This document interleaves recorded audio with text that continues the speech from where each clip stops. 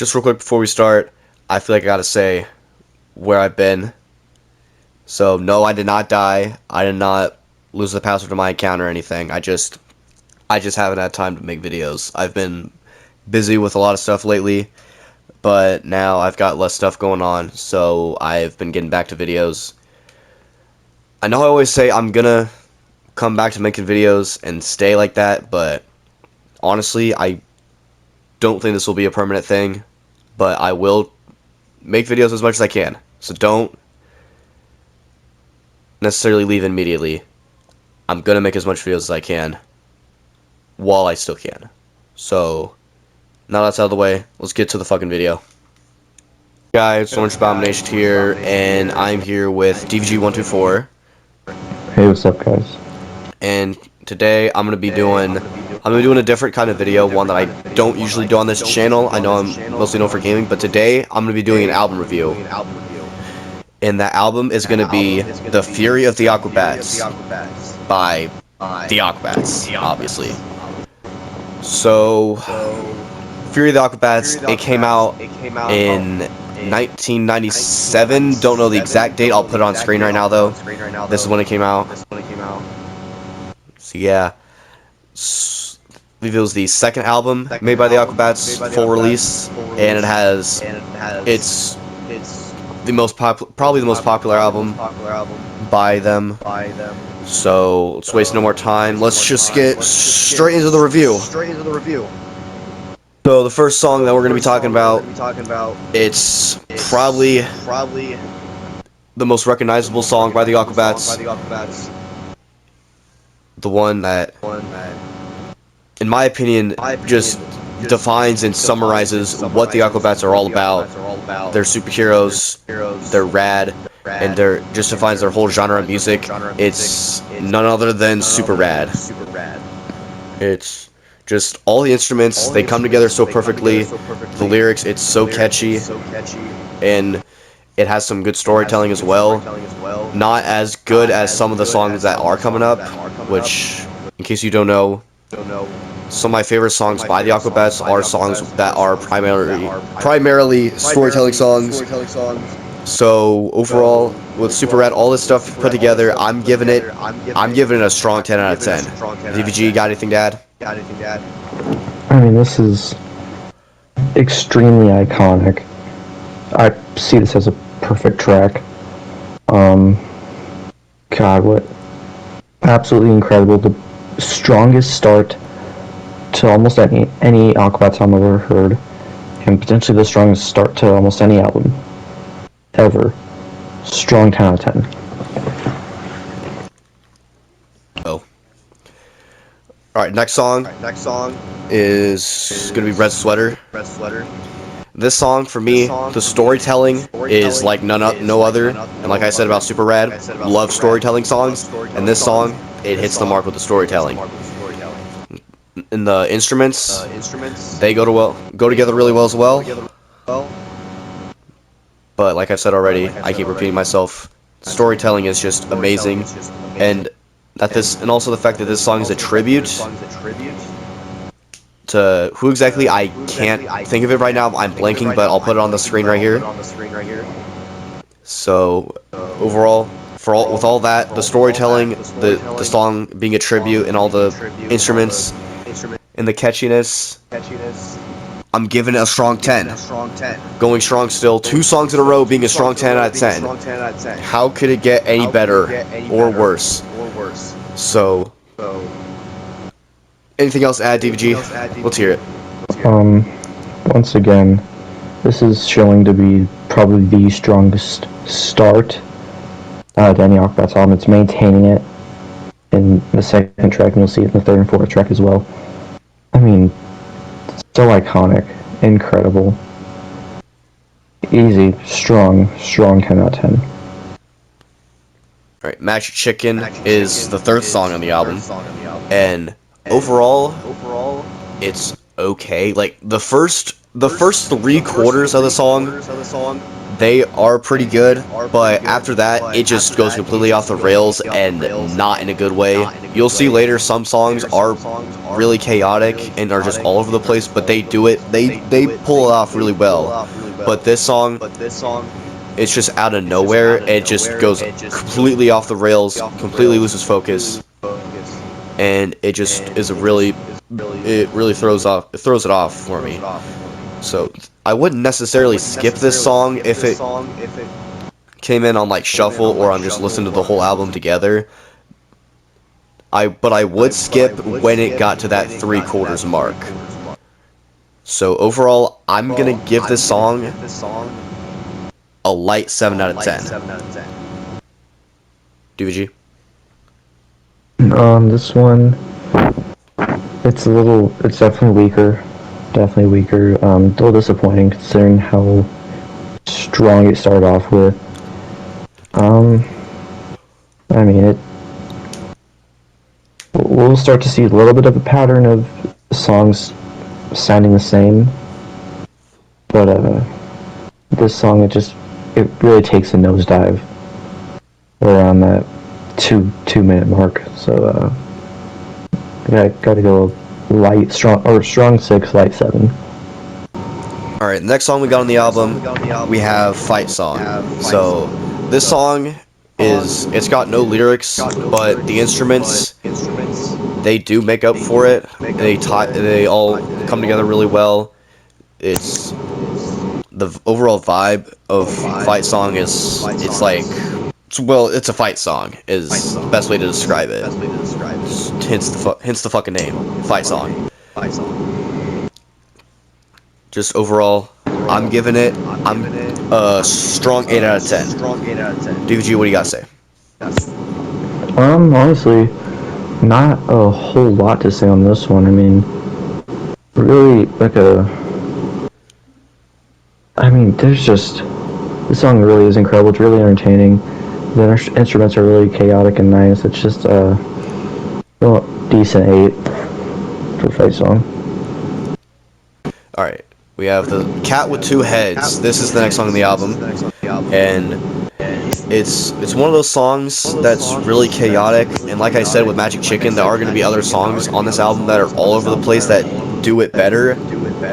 This is one of those songs that is all over the place and is able to pull it off, but it doesn't pull it off to the degree as the next song that's coming up. You will see what that is, and I'm not going to spoil anything for that next song. Just know it's Cow Two Heads. It's all over the place, chaotic, in a good way, but not in the best way possible. So I'm giving this one, I'm giving it a decent 8. DVG, what you gotta say? For Cow Two Heads, honest, very solid track for the most part. It's following this chaotic, a lot of instruments going, formula that's working pretty well for this album. It doesn't do it the best, and you'll see which ones are coming up that do it the best. Feeling a strong 7 on this one. Alright, Story Nothing is the next song that I was talking about, where somehow at the same time it is on one hand it's extremely chaotic and all over the place and does it super well, and also has some really good storytelling. Somehow it puts both of those together and you get the Story Nothing, which is one of my favorite songs, not just on the album but in their entire discography. So with all that said, I'm giving this song a strong 10 out of 10. DVG? Like in my review, same thing's pretty much absolutely phenomenal. Just absolute landmark in music and in the Aquabats' career. Showing in this album, in this song, very strong, very strong. It's obviously a 10 out of 10. And just a quick note, I think in the last review, we had maybe 2 or 3 10 out of 10s. And this one, we're barely halfway through the album, we've already had Like, we've already had 3 10 out of 10s. This album is incredible. Strong 10, without a doubt. Captain Hampton and the Midget Pirates. So, like a lot of the stuff that we said about the story of nothing, about it's putting together chaotic, all over the place instrumentals and lyrics, and with storytelling, puts them together, but it doesn't quite hit the mark as well as the story of nothing did. Storytelling and the chaoticness is still there, just not to the degree of story of nothing. So, I'm giving it either strong 7 or a light 8. Strong 7. Let's hear from you, DVG. Honestly, this one of those chaotic ones that tell a little bit of a story. Not a great story necessarily, but it's the production is there. The instruments are going unnoticed almost. It's really very underrated. God, I mean, it's not the best. There's still more coming up that follow the same formula that do it better. So because of that, gotta go with 7 out of 10. Martian Girl. This song is crazy. So first of all, storytelling. You already know what I think about storytelling. Story here is just amazing. One of the best storytelling songs ever. About Martian Girl came to Earth to come eat humans. Absolute cinema right there already. But then you make it super catchy as well. One of the catchiest Aquabats songs. And then the instrumentals, the production quality, put that all together, and you get Martian Girl, which is just an amazing song. I'm giving it a strong 10 out of 10. DVG, got anything else to add? 10. Give it a 10. This track is timeless. It will forever live on. This track is incredible that over 24 years after its release, Martian Girl has gotten her own episode in the Aquabats Super Show. All these years later, that just proves how much people love this character, how much people love this song, that over 24 years later, from a simple song, not even a single, well, like, it's adapted into cinema. Incredible, 10 out of 10, easy. We have Attacked by Snakes. Now this one is overall it's pretty good, but only thing is it does sound a lot similar to a lot of the other songs on the album. But a lot like the other songs, it's chaotic, but it doesn't really have a story. It's just kind of all over the place, whatever, about snakes and stuff. And like I already said, keep repeating myself, sounds similar to a lot of the other songs on the album and doesn't really do anything interesting with it. So overall, I'm gonna give it a light 7 out of 10. DVG? Yep, honestly, just gonna go a strong 7 on this one to a light 8.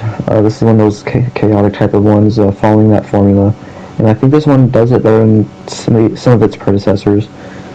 Not a whole lot to say. I know 8 might sound a little generous, but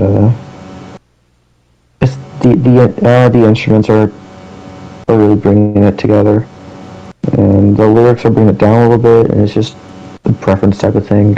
So light 8, strong 7, one of those.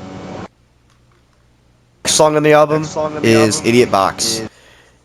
And this one is, I'd say it's a classic, possibly. And this song, it's probably one of the catchiest songs on the album. The storytelling it's kind of there, it's just not to the same degree as songs like Red Sweater, Story of Nothing, Martian Girl, stuff like that. But still, I am a big fan of this song. For the catchiness alone, and the way the instrumentals all tie together, I'm gonna give it a strong 9 out of 10, maybe a light 10. Strong 9. DVG, let's hear from you. This was the third best song on the Return of the Aquabats, and they made it better on this one. It was a 10 out of 10 then, it's a 10 out of 10 now. It's incredible. Not the best song on the album. Arguably potentially one of the best songs a couple years ago, but we're not talking about that version, we're talking about the new version. I don't think it's the best song on the album, but definitely one of the strongest tracks on the album. Idiot Box, 10 out of 10. Alright, we have Powdered Milkman as the next song. So now this one thing to say is it is chaotic and it does it extremely well. Probably the best when it comes to being pure chaos of all the songs on the album. Arguably ever by the Aquabats. But 100% on this album. Powdered Milkman is just all over the place. And I love it. And it's so good. I'm giving it a strong 9 out of 10. Just for the chaos alone. DVG? Yeah, I mean, like you said, this one is the chaotic one. But it's the best out of the chaos. Powder Milkman is the classic. Gotta respect it. Gotta respect the classics. What they've been able to do and what they've been doing for nearly 3 decades. Decent 9 out of 10. Let's go. Heading in the opposite direction from chaotic to a more defined and orderly song, we have My Skateboard. Now this one, rather than just being all over the place, this song has class, and it shows, and it's really catchy. The instrumentals, they all come together really well. The production quality, it's just overall a great song. I'm giving it a strong 8 out of 10. Actually, no, light 9. DVG? The reason why I like this one, it's different from all the others. It's distinctive difference. Not too much comment on it. Just gotta give it a decent 8. Phantasma Del Mar is the next song on the album. And like Fight Song, it's mostly just instrumentals. Actually, it's all instrumentals. I believe there's no lyrics. But I'd say out of all the songs on the Aquabat on this album, it sounds the most different. Honestly, and in the beginning, like the very beginning part with the strings, it honestly, to me, doesn't even sound like an Aquabat song. It sounds like a completely different type of song with like the strings. Go listen to it and you'll know what I'm talking about. I can't play it. I don't want to get copyrighted, even though I don't make money anyway. Just overall, I'm giving it a strong 7, just because there's no lyrics and it's just an intermission song that you're kind of meant to skip, but I don't skip it, so I'm giving it a strong 7. DVG, let's hear from you. Well, listen, for this one, I'm just gonna come off out, say it, give it a 7 out of 10. But if I were to, how I listen to the Aquabats, I go to their profile on Spotify and just click on their profile and shuffle and just listen to everything they've ever made on shuffle. If this were to come up on there, I would skip it. Okay, I would. Not bad. It works well. Whatever. It's 7 out of 10. No lyrics. Whatever. Let's move on. Next song we have is Lobster Bucket, and in my opinion, this is probably the first stinker on the album. But it will be the last bad song. First and last bad song. Not necessarily bad. On its own, it's a good song, but compared to everything else here, it's just not good. It's not really catchy, has no real storytelling. and it can't even argue that it is able to come together even though it's chaotic. It really, and it doesn't sound any different from like other songs on this album. It's not recognizable in any way. It's just nothing good to say about it, but at the same time, there's nothing bad to say about it either. So I'm just gonna have to give it a decent 5. What do you have to say, DVG? Anything else? For my ranking, I gave this a 6 out of 10, no, only 6. Everything else was 7, 8s, 9s, and 10s. This one, I wouldn't say it's an absolute skip or anything, but this is probably the only mid song you'll find on here, which is honestly credit to the Aquabats, because their last album actually had some skips, just flat out skips and some mid ones as well, and for this to be your first and only mid, hats off to the Aquabats. Give this one a light 6. Next song we have is Theme Song. Now, this song is one of the shortest ones on the album. In fact, it might be the shortest song of the album. I'll show right here if it is or not. Alright. Yeah, theme song. But the storytelling, for the around 2 minutes that it has to tell its story, it does a really good job. Especially if you're a viewer of the Aquabats Super Show and you care about that, then this song is basically is required to be listened to if you're gonna watch the Aquabats Super Show, since this song is pretty much the origin stories of all the Aquabats. And overall, I'm giving this song, since I am a little biased, since I am quite a fan of the show itself, I'm gonna give it a 10 out of 10. DVG. Big fan of the Aquabats Super Show, and I actually remember in season 2 when this song was actually pretty much like made into a cartoon and shown the Aquabats on the island and getting their powers and getting their instruments and becoming a band. I remember that from season 2, and listening to that song, it brings me back to that time, and like once again, another 10 out of 10. Incredible. Alright, now this is the last song on the album. One of the best. Play-Doh. Now this one, the storytelling. You already know what I think about storytelling. I'm not even gonna say. Storytelling. It's there. It's about childhood. And instrumentals are pretty good too. They all come together, like a lot of other songs, comes together really well. And this is actually a revamp from another album, Return of the Aquabats, and they did it even better on this album. It was already really good on Return of the Aquabats. Go ahead and watch the last review from DVG's channel for more info about that. But here on this one, it's even better. So I'm gonna have to give this, and it's the last album. This album starts off really strong with Super Rad, Red Sweater, and it ends off really well with Theme Song and Play-Doh, especially Play-Doh. So I'm giving Play-Doh a decent 10 out of 10. Let's hear from you, DVG. For Play-Doh, I mean, once again, absolute classic, can't go wrong with it. This album, the first 2 tracks were strong 10 out of 10s, the last 2 tracks are strong 10 out of 10, with a 10 out of 10 or 2 in the middle as well. Gotta go with 10 out of 10 on this one, absolutely incredible.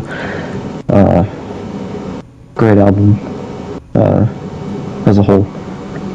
Now, overall conclusion of the album, first of all, worst song. I think you already saw this coming, but it's Lobster Bucket. Doesn't do anything special. Nothing special about it. Nothing even to really say about it. It's inoffensive. Nothing is good about it, yet at the same time, nothing is bad about it.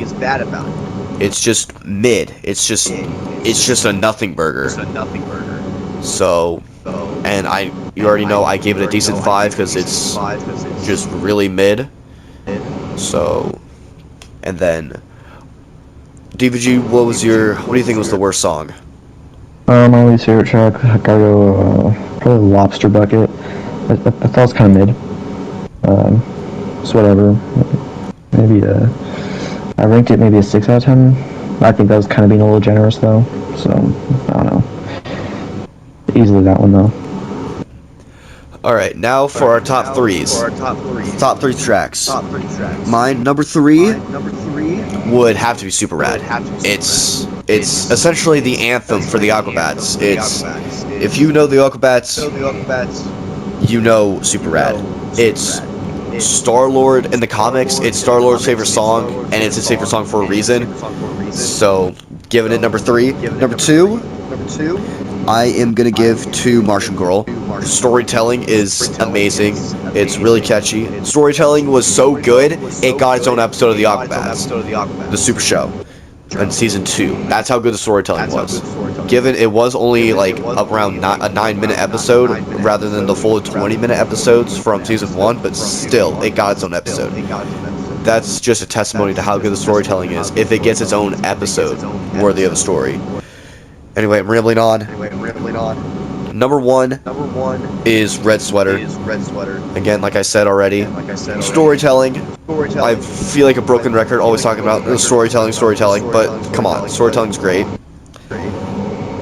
And it's a tribute. It's a tribute song, which you gotta like a tribute song. So anyway, those are my top three. DVG, what are your top three songs? Martian Girl, Red Sweater, Super Rad. Let's go. Okay, final ranking for this album, with all of it put together, there's so many good songs, but there are some songs that kind of weigh it down a little bit, but still, it's an amazing album. I'm giving it a decent 10 out of 10. Now, that's my final ranking. That's it from me. DVG, let's hear it from you. You know, feeling strong. 10 out of 10. Absolutely, a perfect album. 6 10 out of 10s. It's incredible. There was maybe 2 or 3 in the last one. Let's go. 10 out of 10. Perfect. Alright, that is going to be it for the video, for the album review. You heard it from us. Me, decent 10. From DVG, strong 10 out of 10. So, that's going to be it for this video. Hope you guys enjoyed. Comment, like, and subscribe. And I'll see you guys in the next album review. Goodbye.